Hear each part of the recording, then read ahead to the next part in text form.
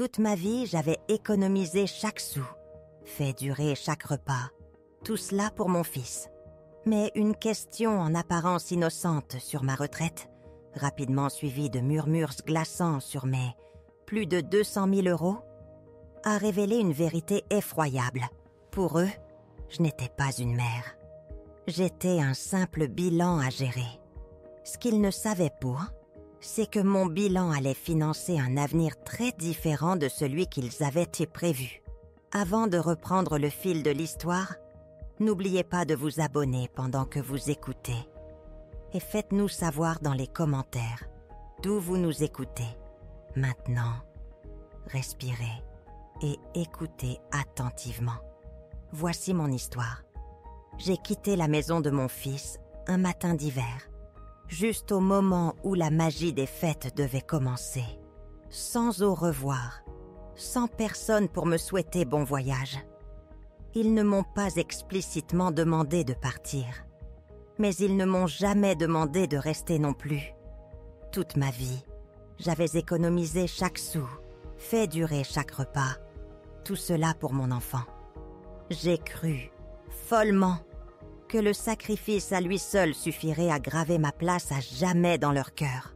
Mais alors, une question en apparence innocente a rendu une vérité glaçante indéniable. Pour eux, je n'étais pas une mère. Je m'appelle Éléonore Mercier. J'ai 68 ans et je vis seule dans une petite maison en bois, à la périphérie d'Annecy, en Haute-Savoie. Elle est modeste, un plain-pied avec un bardage blanc défraîchi et un porche qui gémit encore sous mon poids. Mais elle est à moi. Le silence ici est un compagnon constant, surtout depuis qu'Armand est parti, il y a 5 ans. Parfois, je me surprends encore à lui parler en arrosant les tomates qu'il a plantées ou la lavande têtue qui refuse de fleurir. C'est peut-être un peu bête, mais ça aide. Mes journées se déroulent selon un rythme prévisible. Je me lève avant le soleil, m'occupe de mon jardin, puis je prépare le café et le sirote sur les marches du perron, en lisant le Dauphiné libéré. Orion, mon vieux matou, se blottit généralement à côté de moi, ronronnant comme un vieux moteur. Il m'a trouvée après les funérailles d'Armand, et nous ne nous sommes plus quittés. Les gens me demandent si je me sens seule. Je leur réponds non. Je préfère la solitude choisie. J'aime le calme, l'absence d'exigence. Mais je mentirais si je disais que le doux chaos d'une maison pleine ne me manquait jamais. Marc est mon enfant unique. Il vit à Lyon maintenant, à 6 heures de route à l'ouest. Il est marié à Chloé. Ils ont 2 enfants vifs et bruyants, Léa et Théo. De bons enfants.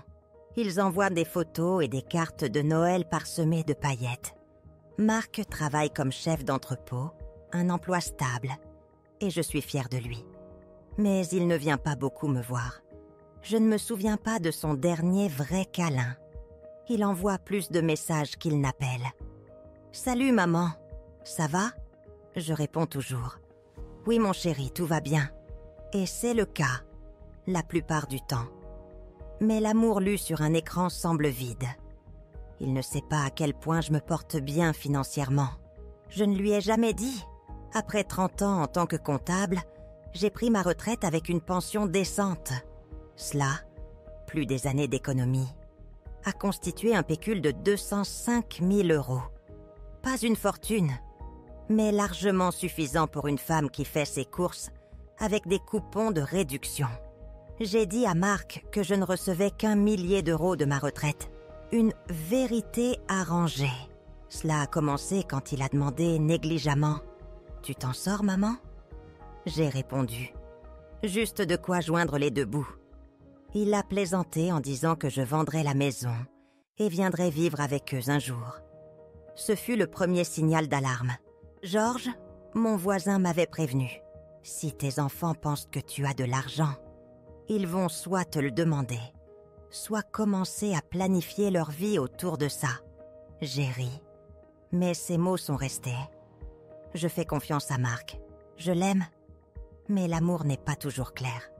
J'avais vu des amis donner leurs économies pour finir dépendants. Je ne voulais pas que notre amour soit mis à l'épreuve par une demande d'argent que j'étais trop fière de refuser. Parfois, je me demande si je suis injuste.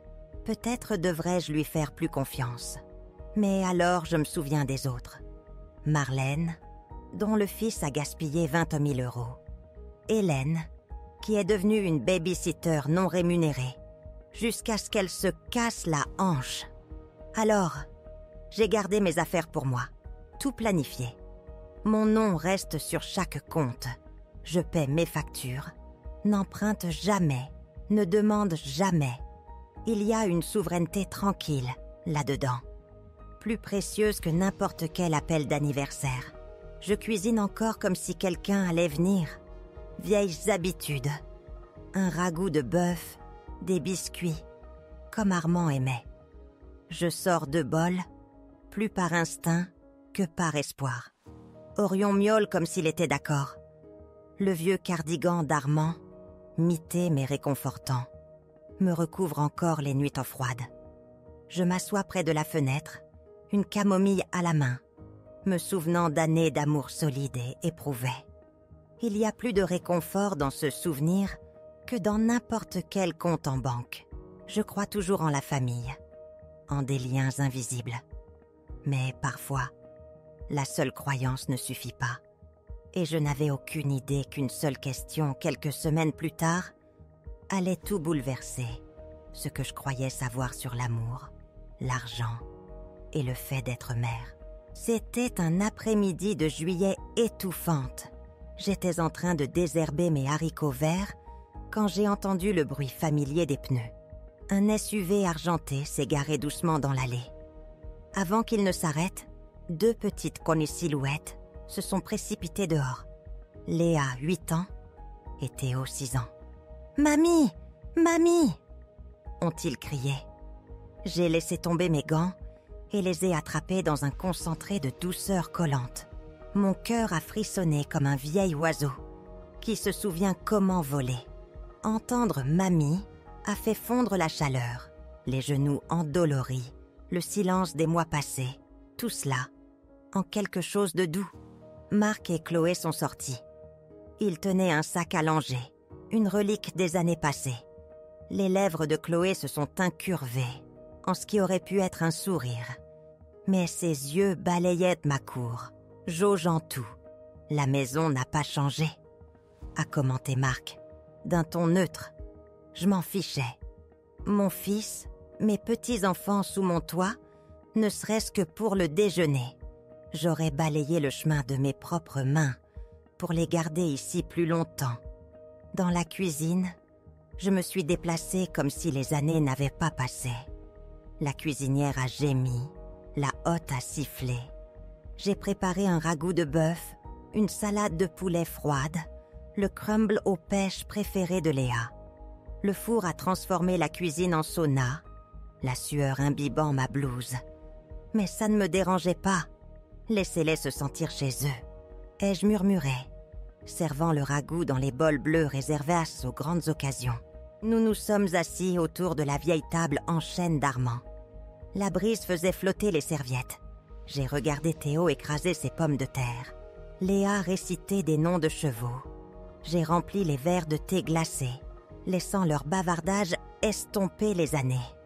Puis, alors que je coupais une 2e part de crumble, Marc a posé sa fourchette. « Alors, maman, tu touches combien de ta retraite ces temps-ci » Sa voix était désinvolte, légère, comme s'il demandait quel temps il faisait. Mais j'ai figé. Ce n'était pas la question elle-même. C'était la façon dont il l'avait posée. Non pas avec curiosité, mais avec calcul.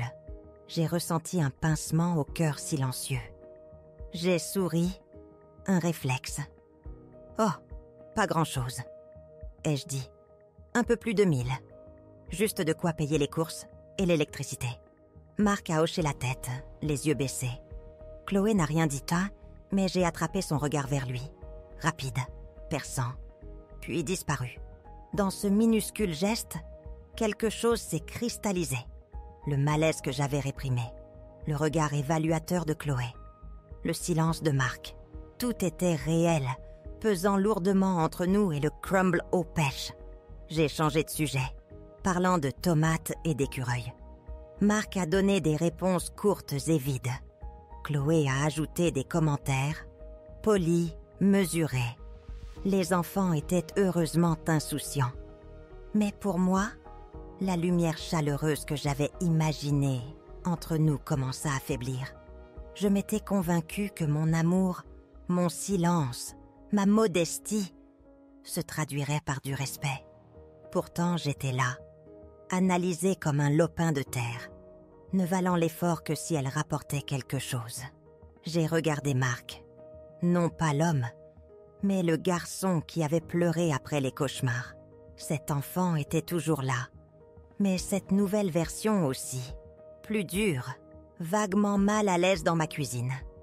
Étais-je devenue insignifiante? Ou pire, une ressource?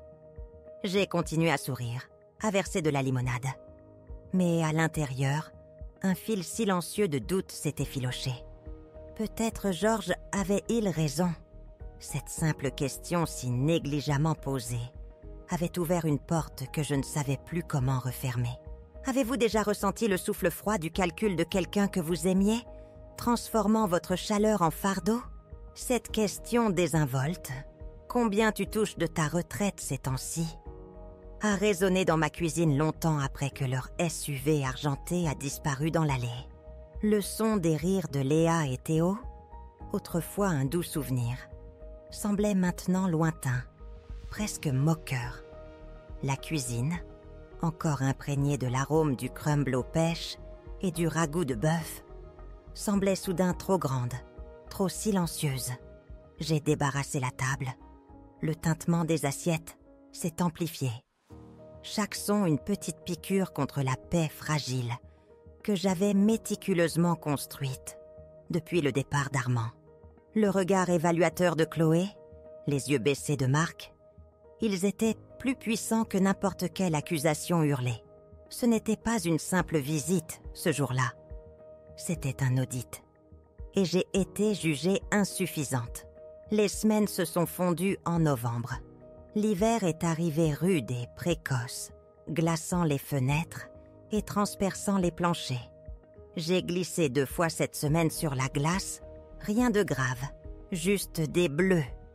Mais ce n'était pas la douleur physique qui me préoccupait, c'était la pensée glaçante que peut-être mes pas à l'intérieur de la maison seraient désormais toujours solitaires. Noël avait toujours été ma fête préférée. Non pas pour la nourriture, mais pour les sons.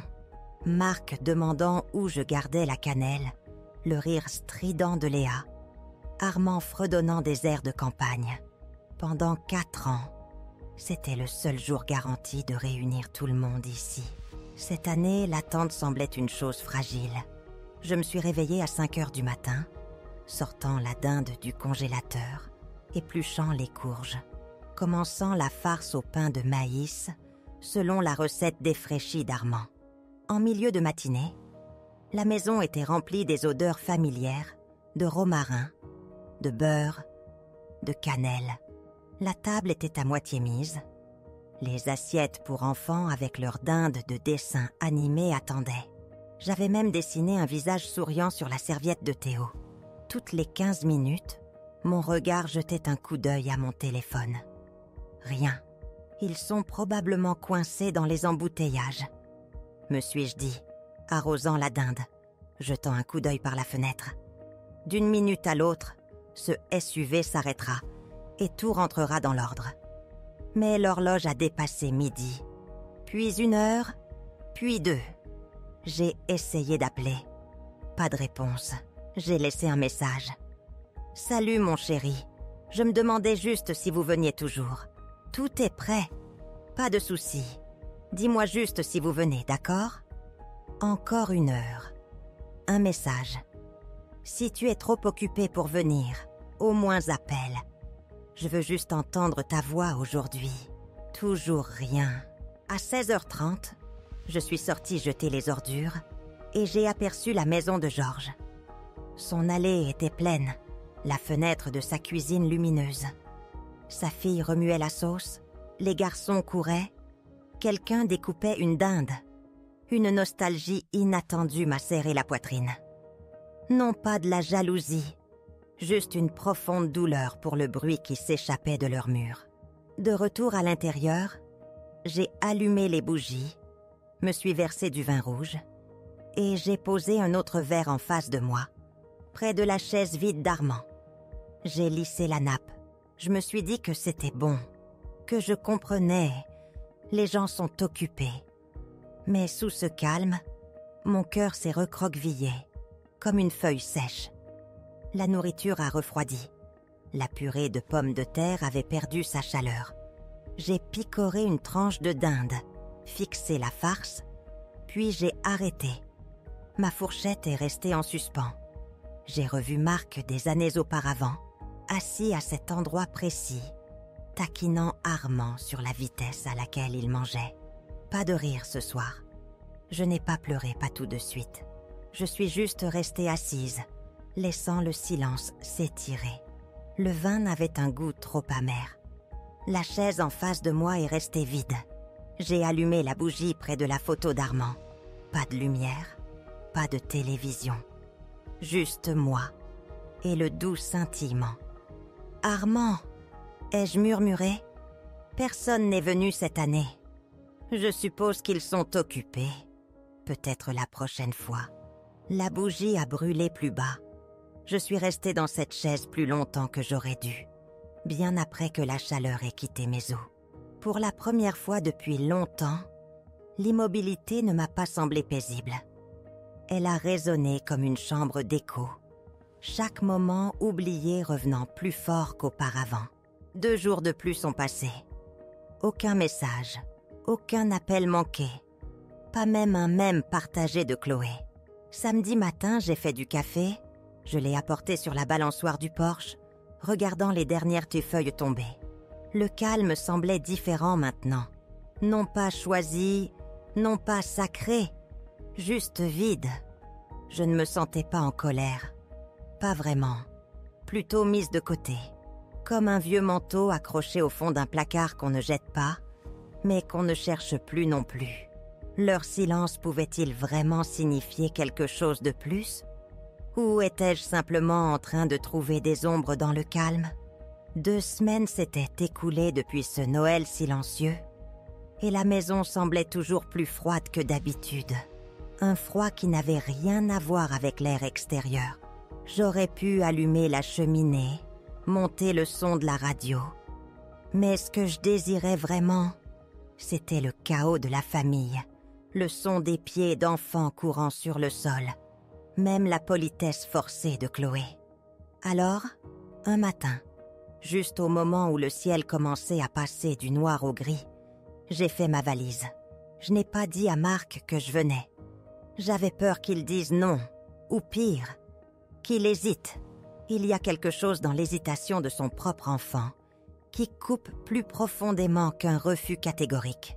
Alors, j'ai décidé de les surprendre. Peut-être imprudent pour une femme de mon âge, mais parfois, quand le cœur fait mal, on fait des choses juste pour se prouver que l'on compte encore. J'ai rempli un petit panier de cadeaux. 2 pots de confiture de fraises maison, encore tièdes de la dernière tournée. Une boîte de petits sablés de Noël en forme de sapin et quelques jouets simples qui, je pensais, plairaient à Léa et Théo. J'ai tout rangé avec un soin particulier, imaginant l'expression de leur visage. Je n'ai pas pris l'avion. J'ai toujours détesté ça. Trop bruyant, trop rapide, trop clinquant. Je ne fais pas confiance au endroit où tout le monde sourit trop largement et où vos genoux touchent des inconnus. Alors, j'ai pris le car. 8 heures, à travers des routes enneigées et des aires de repos avec du café amer et des salles de bain mal chauffées. Je me suis assise à côté d'une jeune femme en route pour Strasbourg pour le travail. Elle s'appelait Noémie. Elle était polie, m'a posé des questions sur mon tricot et m'a dit que sa mère était décédée il y a des années. Son père buvait trop. Je n'ai pas dit grand-chose en retour. J'ai juste souri et écouté, mais je me suis sentie étrangement réconfortée par sa présence. Nous étions 2 femmes, chacune essayant d'atteindre un meilleur endroit, même si pour des raisons très différentes. Au moment où nous sommes arrivés en ville, mon dos hurlait, chaque articulation raide après des heures sur ce siège en vinyle. Mais quand j'ai vu Léa et Théo courir le long de l'allée vers la gare routière, les bras tendus, criant « Mamie !», tout en valait la peine. J'ai laissé tomber mon sac, me suis agenouillée sur le béton et les ai serrés tous les 2 comme si je n'avais pas respiré correctement depuis des mois. Chloé est sortie ensuite. Elle avait l'air surprise, presque prise au dépourvu. « Oh, tu n'as pas dit que tu venais », a-t-elle dit, repoussant une mèche de cheveux derrière son oreille. J'ai souri, balayant ça d'un revers de main. J'ai envoyé un message. Peut-être étais-tu occupée et l'a manqué. Elle a fait un hochement de tête sec. Oh, entrez, il fait froid. Leur maison était petite, dans un quartier tranquille, avec des arbres bien espacés et trop de poubelles de tri. À l'intérieur, elle sentait légèrement le spray nettoyant à la lavande et quelque chose de synthétique, comme du plastique et de la cire de soja. J'ai distribué les cadeaux. Les enfants ont poussé des cris de joie en voyant les sablés. Léa a serré le livre de jeu comme un trésor. Je me suis dit que c'était suffisant. Leur joie serait aussi la mienne. Chloé m'a conduite à une petite pièce à côté du placard de la buanderie. L'air était humide et le chauffage n'atteignait pas tout à fait les coins. Mais il y avait un lit et une fenêtre. Je lui ai dit que c'était parfait. J'aime un peu de fraîcheur. Ai-je dit avec un sourire. C'est bon pour les os. Cette nuit-là, Marc n'est rentré qu'après la tombée de la nuit. Chloé avait appelé pour dire qu'il serait en retard. Quand il est enfin entré, il a à peine regardé dans ma direction. « Salut maman !» a-t-il marmonné, enlevant déjà ses chaussures et se dirigeant vers l'escalier. Je suis restée là dans la cuisine, torchon à la main, figée. Je ne l'avais pas vu depuis des mois. Et tout ce que j'ai eu, c'est un hochement de tête. Je me suis rappelé qu'il devait être fatigué. Le travail est dur, la vie est remplie. Mais quelque part au fond de ma poitrine, quelque chose s'est serré. De la même manière qu'il y a des années, le soir de la remise de son diplôme universitaire, il m'avait dit de ne pas venir, que ce serait bondé, difficile de trouver une place. Et honnêtement, maman, tu ne connaîtras personne là-bas. Mais j'y suis allée quand même. J'étais assise à l'arrière, serrant mon sac à main, le regardant traverser cette scène, des larmes coulant sur mon visage. Je ne lui ai jamais dit que j'étais venue. Je ne voulais pas le gêner. Mais je n'avais jamais été aussi fière. Les jours suivants, je me suis tenue occupée. J'ai préparé des plats que je pensais qu'il aimerait. Un pain de viande, comme quand il était petit. Une soupe de pommes de terre crémeuse. Des carottes rôties à l'ail et au thym. J'ai plié le linge, balayé la véranda arrière, aidé Léa avec ses devoirs. La maison ne s'est jamais sentie comme la mienne, mais j'ai essayé d'être utile. Pourtant, chaque soir, Chloé ramenait des plats à emporter. Marc mangeait en silence au comptoir, faisant défiler son téléphone. J'ai essayé de poser des questions sur son travail, sur la façon dont il s'en sortait, mais les réponses étaient courtes, polies, vides. Ce n'est pas qu'ils étaient méchants, c'était quelque chose de pire. J'étais invisible. Un soir, j'ai fait un ragoût de haricots noirs au jambon fumé, le plat préféré de Marc quand il avait 7 ans. J'ai passé des heures à le laisser mijoter juste comme il fallait, même en saupoudrant un peu de coriandre fraîche par-dessus, comme Armand le faisait. J'ai mis la table avec des serviettes en tissu, allumé une bougie, essayé de créer quelque chose de chaleureux. Marc est entré, a sorti une salade du frigo. Chloé a suivi avec 2 eaux gazeuses et a dit « Non pas méchamment, mais sans chaleur non plus. Ça sent bon, maman, Mais on mange plus léger ces jours-ci. Tu sais, des trucs plus sains. » J'ai hoché la tête en souriant. « Bien sûr, je comprends. » J'ai pris mon bol, l'ai apporté à l'évier, et je suis restée là à faire la vaisselle pendant qu'ils mangèrent leurs choux frisés et leur tofu dans l'autre pièce. Je n'ai pas pleuré, pas à voix haute, mais à l'intérieur, quelque chose de petit s'est recroquevillé en soi. Il ne s'agissait pas de la nourriture. Il s'agissait de ce que cela signifiait d'essayer de nourrir quelqu'un de tout son cœur, seulement pour réaliser qu'ils avaient perdu le goût de ce que vous aviez à offrir. Les jours se sont fondus les uns dans les autres, comme le goutte à goutte lent d'un robinet qu'on a appris à ignorer.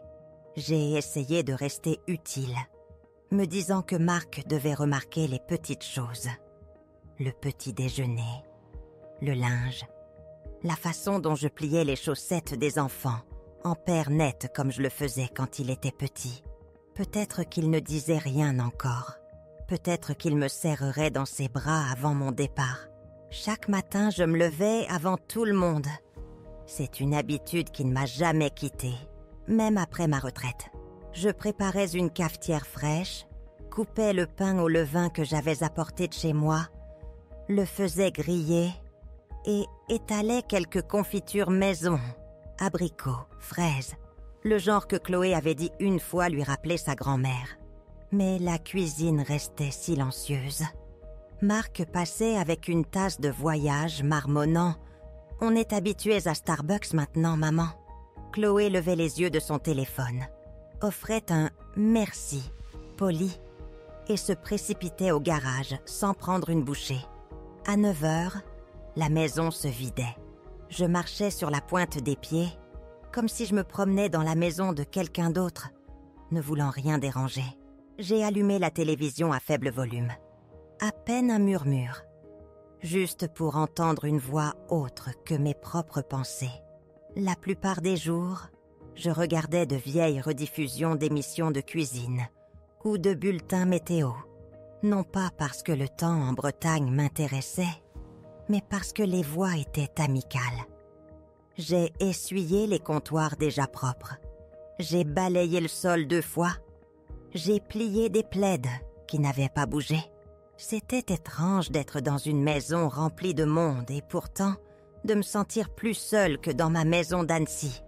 Au moins là-bas, j'avais le vent, les oiseaux de mon jardin à qui parler. Les nuits étaient plus dures.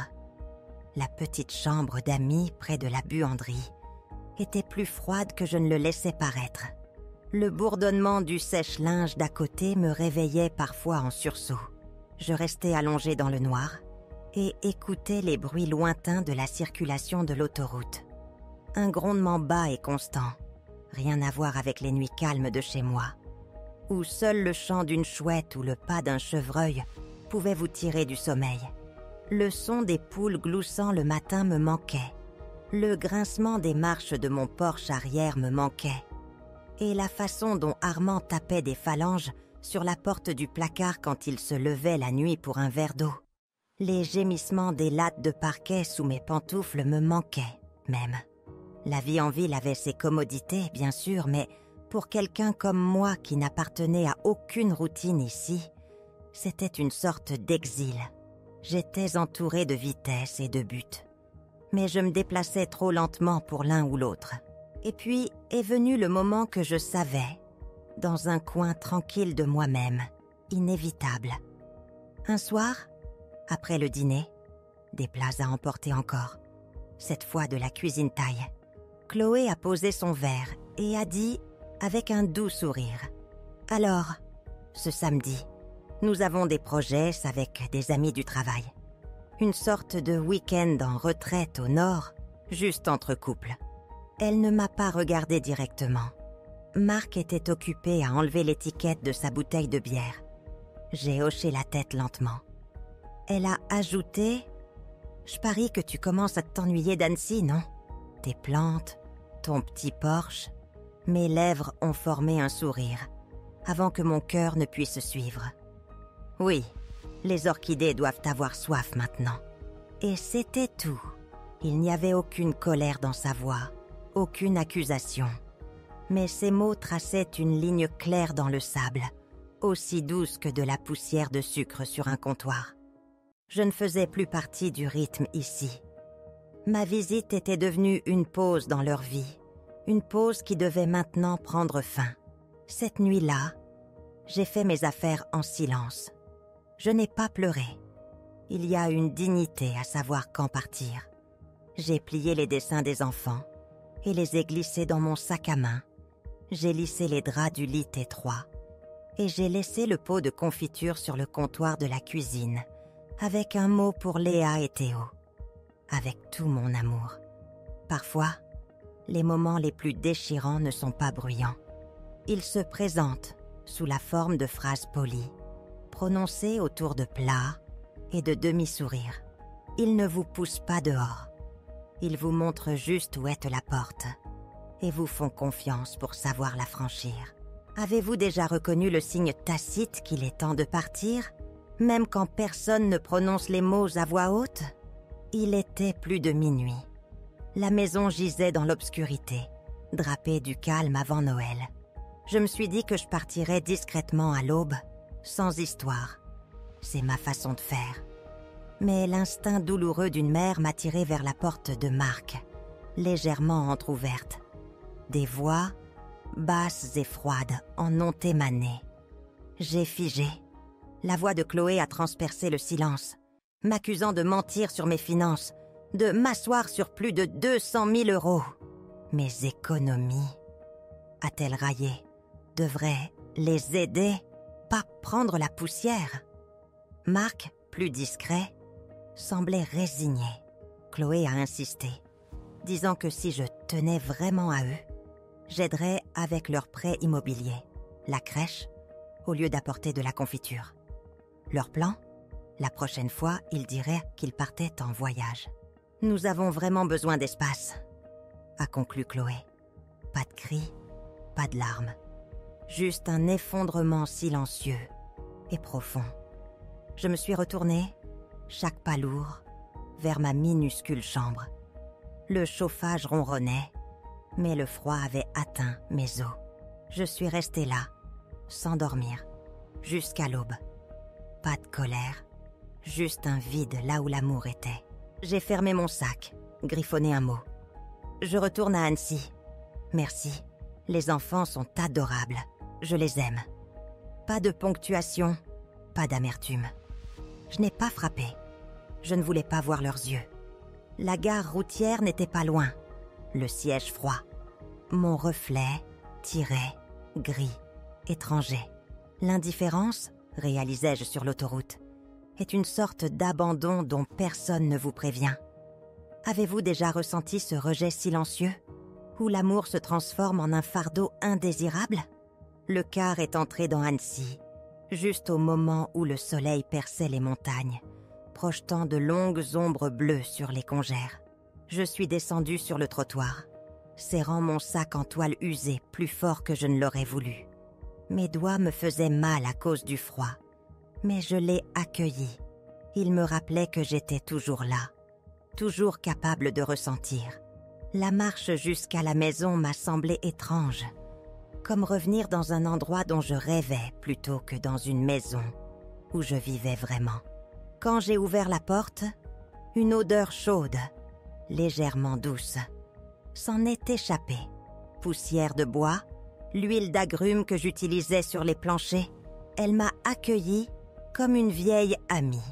Le radiateur s'est mis en marche, ronronnant régulièrement.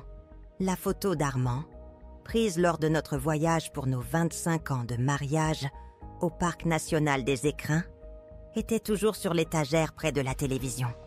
J'ai posé mon sac, mais n'ai pas déballé. Tout pouvait attendre. Je suis restée au centre de la pièce, laissant le calme m'envelopper. L'orchidée près de la fenêtre avait fleuri, de doux pétales violets s'étirant délicatement vers la lumière. Je n'avais pas attendu ça. Pas de joie, pas encore, mais quelque chose de proche de la reconnaissance. Cette maison n'a peut-être pas répondu, mais elle ne m'a jamais demandé de prouver que j'y avais ma place. Sans ôter mon manteau, Je me suis dirigée directement vers la vieille commode en bois de ma chambre. J'ai ouvert le tiroir et j'ai cherché le mince dossier bleu glissé sous des couches d'anciens relevés d'impôts. À l'intérieur se trouvaient les documents bancaires que j'avais conservés pendant des années. Compte de retraite, obligations d'épargne, petite succession, le dernier chèque de l'usine de plasturgie. J'avais vu ces chiffres grossir au fil des décennies. Pas vite, mais régulièrement, tranquillement, en toute sécurité. Je me disais que j'économisais pour les urgences, pour les problèmes de santé, pour les besoins de Marc, s'il devenait un jour trop important, pour être ignoré. Je m'imaginais écrire un chèque, les mains tremblantes, pour l'aider à traverser quelque chose de vraiment grave. Je voulais être le genre de mère qui pouvait sauver la mise, sans faire d'histoire. Mais aujourd'hui, en regardant ces relevés, j'ai vu autre chose. J'ai vu une femme qui avait attendu trop longtemps pour réaliser que la générosité n'est pas due, que l'amour, le vrai, ne peut pas être acheté à coups de sacrifices silencieux et de pots de confiture. Je me suis assise dans le vieux fauteuil d'Armand. Il a craqué sous moi. Mes doigts ont effleuré le bord du dossier d'un geste absent. J'ai pensé à la voix de Chloé, si calme, si rationnelle, parlant de moi comme si j'étais une sorte d'accumulatrice, une avare, gardant un trésor sans bonne raison. J'ai pensé au silence de Marc, à son indifférence. Et puis, j'ai pensé à chaque dîner que j'avais préparé cette semaine-là, à chaque plat resté intact, à chaque mot que j'avais avalé, à chaque sourire que j'avais feint. Je n'ai pas pleuré. Je suis juste restée assise, laissant la chaleur du radiateur dégeler lentement quelque chose en moi. Pas le pardon, pas encore, mais un détachement. Comme un cordon qui avait tiré sur mon cœur et qui s'était enfin relâché. Plus tard dans l'après-midi, j'ai traversé la pelouse enneigée jusqu'à la maison de Georges. Il était assis sur son porche, emmitouflé dans 2 manteaux, fumant quelque chose qui sentait légèrement illégal. Je me suis assise à côté de lui, sans un mot. Il m'a tendu un bouchon de thermos rempli de café. Ni l'un ni l'autre n'avons parlé pendant une bonne dizaine de minutes. Nous avons juste regardé la lumière changer sur la neige. Finalement, j'ai dit « Tu avais raison, tu sais ». Georges a levé un sourcil mais ne m'a pas regardé. Il faut du temps pour voir clair quand les yeux sont pleins d'amour. Je pensais que je les protégeais, ai-je dit. Il a ricané. « Protéger, quitte quoi ?» Je n'ai pas répondu. J'ai juste regardé le ciel. Les nuages étaient bas et lourds, gonflés de plus de neige. « Tu es toujours là », a-t-il finalement dit. « C'est déjà ça. Cette nuit-là, après avoir nourri Orion et éteint toutes les lumières, sauf celle au-dessus de l'évier de la cuisine, j'ai ouvert le tiroir du bureau et en ai sorti un cahier relié en cuir que je n'avais pas touché depuis le décès d'Armand. Les premières pages étaient remplies de son écriture. Je les ai tournées avec précaution, puis j'ai trouvé la première page vierge. Avec un stylo qui a pris 3 clics pour commencer à écrire, j'ai écrit « Désormais, vivre pour moi. La santé d'abord, l'argent ensuite. Le reste pour les gens qui ne m'ont jamais fait sentir insignifiante. » Ma main a légèrement tremblé, mais je n'ai pas arrêté. J'ai souligné la dernière ligne. Puis j'ai fermé le livre et l'ai placé à côté de la radio, là où Armand le gardait habituellement. Je me suis dit qu'il ne m'en voudrait pas d'emprunter l'endroit. Je ne me sentais pas triomphante. Il n'y avait pas d'envolée musicale cinématographique en arrière-plan. Aucune larme dramatique tombant sur la page. Juste un souffle. Un souffle long, tranquille et complet. Je n'avais pas réalisé à quel point j'avais respiré si superficiellement ces dernières semaines. Avez-vous déjà trouvé en vous cette force tranquille, celle qui vous permet de redéfinir votre but, non par colère, mais par une profonde mutation de votre entendement? Chapitre 6. La réappropriation silencieuse. Le lendemain matin, je me suis réveillée avant le réveil, bien que je n'en ai pas mis. Ce n'était qu'une semaine. Mais j'avais l'impression que des années s'étaient écoulées depuis la dernière fois que j'avais fait du café juste pour moi. Pas de tasse en trop, pas d'attente de petits pas courant dans le couloir. Juste moi, le silence et l'odeur du café frais. J'ai allumé la radio. Une chanson country a empli la cuisine, le genre qu'Armand fredonnait en réparant l'évier. Celle-ci, c'était sa préférée. Ai-je murmuré, posant doucement la tasse. Cette fois, le sourire sur mon visage ne portait pas d'amertume. Juste le souvenir. De la gratitude peut-être. Au bout du compte, notre temps ensemble restait quelque chose à garder précieusement. Je suis sortie sur le porche et j'ai pris une grande inspiration. L'air du matin était froid et pur, avec cette netteté vive que seuls les matins d'Annecy procurent.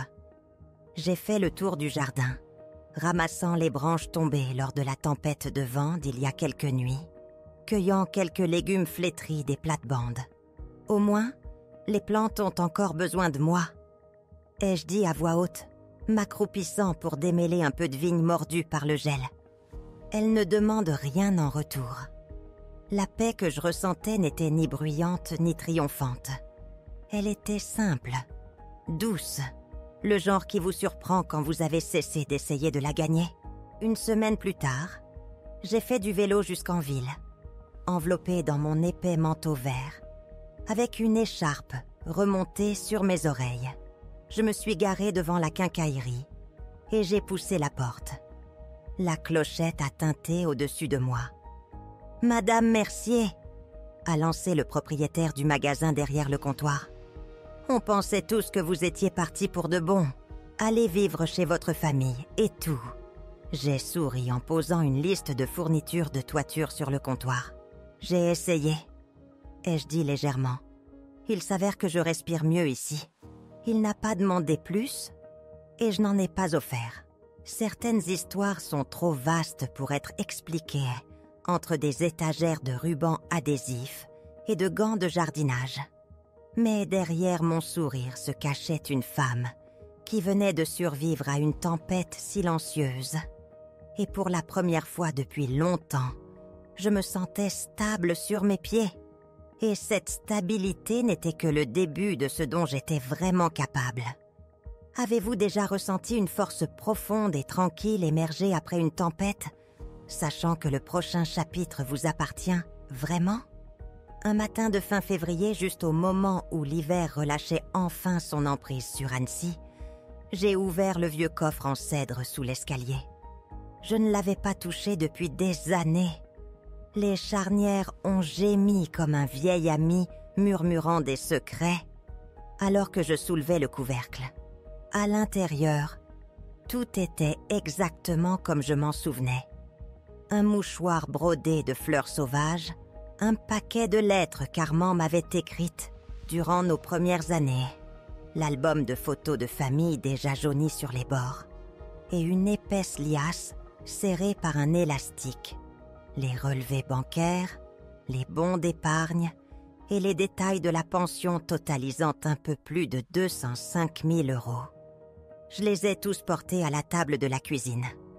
Le soleil du matin filtrait à travers les rideaux et tombait sur les pages usées et les photographies jaunies, projetant une douce lueur sur des décennies de souvenirs. Je me suis assise en silence, non pas avec regret ou tristesse, mais avec un calme sens de la clarté. Pour la première fois, je savais exactement ce qu'il fallait faire.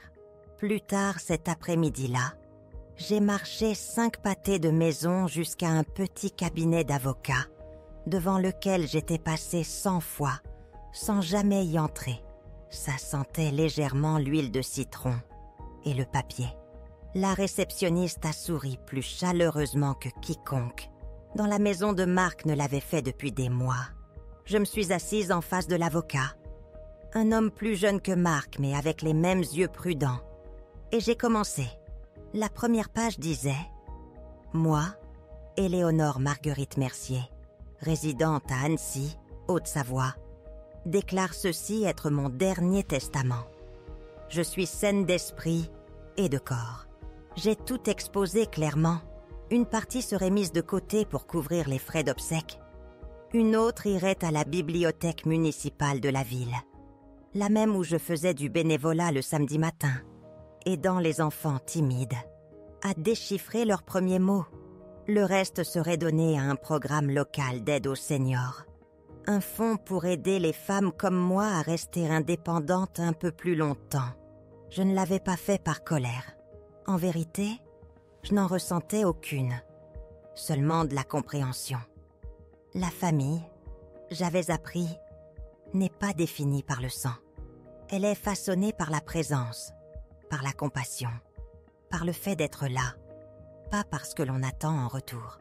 Quand vint la section concernant Marc, j'ai lu chaque mot à voix haute à l'avocat, d'une voix posée et lente. Je ne laisse aucun héritage à mon fils, Marc Dumas. Non pas parce que je ne l'aime plus, mais parce que j'en suis venue à comprendre que tout amour qui doit être acheté n'est pas vraiment de l'amour du tout.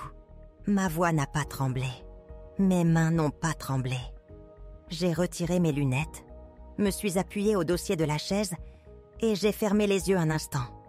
Je n'étais pas en colère, juste fatiguée d'une manière qui ne réclamait aucun apaisement. De retour chez moi, j'ai plié le testament dans une enveloppe et l'ai glissé dans le tiroir sous la photo de mariage, qui était accrochée au mur depuis 40 ans. À côté, j'ai placé une photo plus récente, une de moi entourée d'enfants de la bibliothèque, tous souriants avec des dents manquantes et des tresses de travers.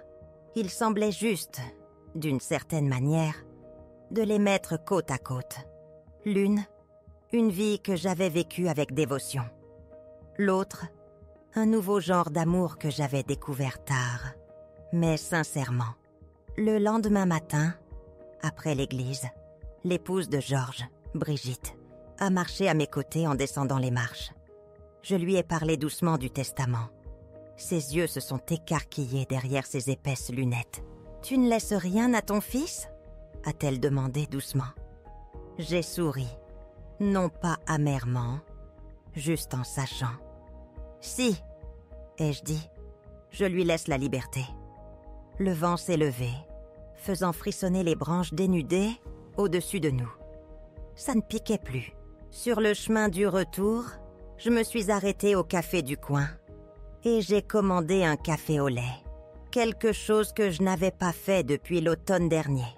Je me suis assise à la petite table près de la fenêtre, la même où Armand et moi avions l'habitude de nous asseoir chaque premier samedi du mois. Je n'ai pas ouvert mon carnet de chèques, je n'ai pas vérifié mes messages. J'ai simplement siroté mon café, sentant sa chaleur douce amère s'installer dans ma poitrine comme un souvenir que je n'avais plus besoin de réparer. Derrière la fenêtre, la ville continuait sa vie, lente, ordinaire, sans histoire.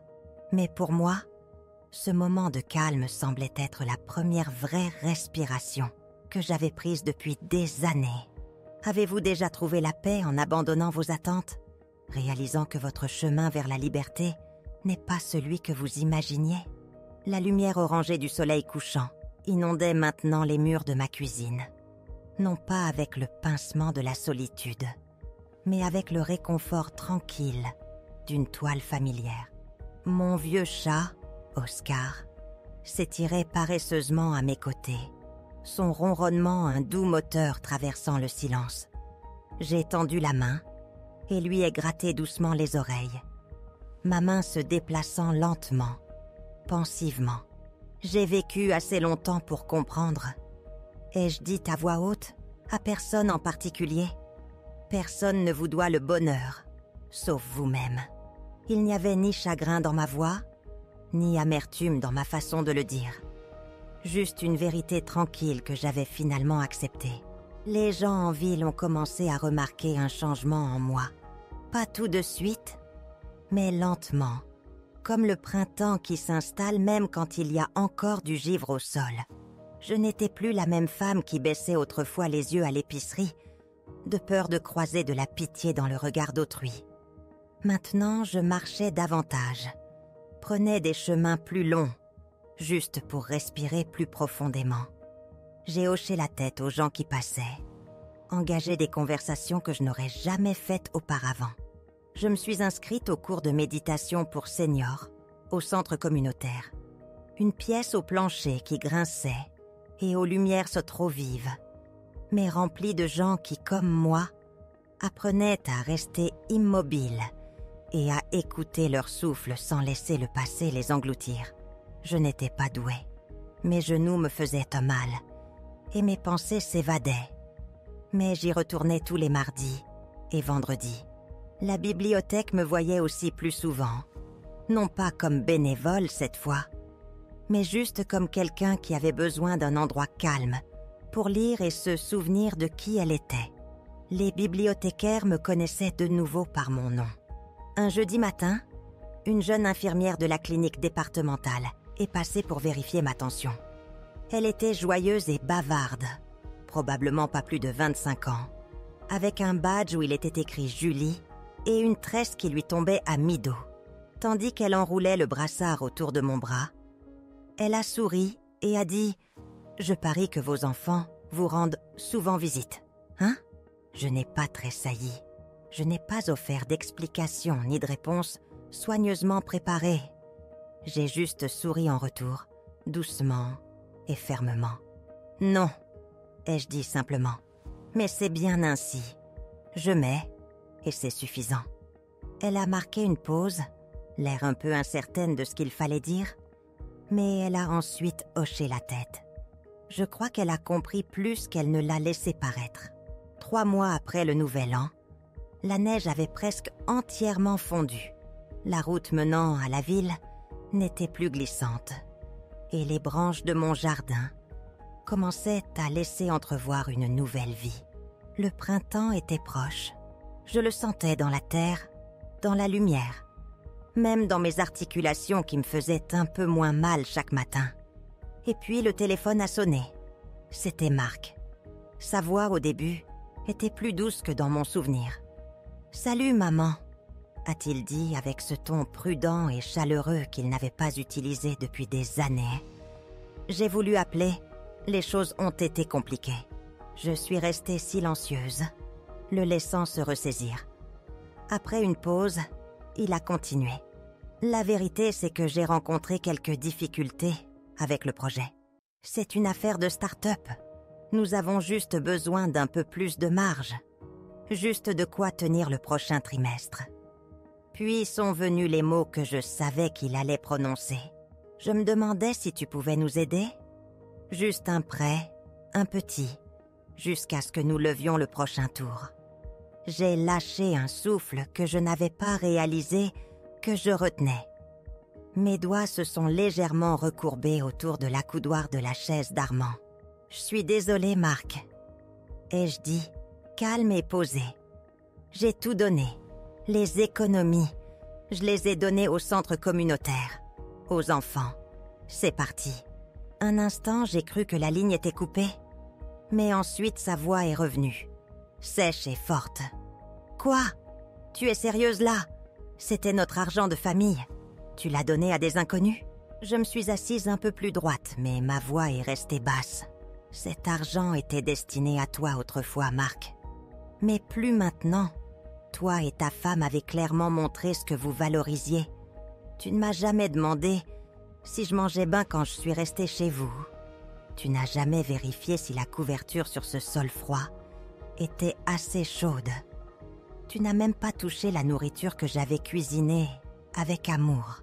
Il a essayé de m'interrompre, mais j'ai continué. Tu penses avoir droit à tout ce que j'ai économisé? Que je te le dois juste parce que je t'ai mis au monde? Tu devrais te demander, Marc, si tes propres enfants te traitaient comme tu m'as traité, comment te sentirais-tu? Il y a eu un silence à l'autre bout. Une longue pause, vide. Puis, il a raccroché. Je me suis assise et j'ai fixé l'écran un instant. Le mot « déconnecté » me fixant en retour. Il n'y avait aucune rage en moi, aucune larme cette fois, juste l'immobilité. Comme le calme après une longue tempête.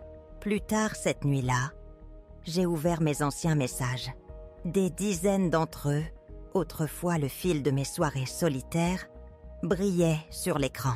« Désolée maman, j'appelle la semaine prochaine. »« Peux pas parler, occupée avec les enfants. Tu me manques. Promets de passer bientôt. » Je les ai tous lus, un par un, comme pour dire au revoir. Puis, un par un, j'ai supprimé chaque conversation. Je n'avais plus besoin de ces fantômes d'affection, qui n'étaient jamais arrivés.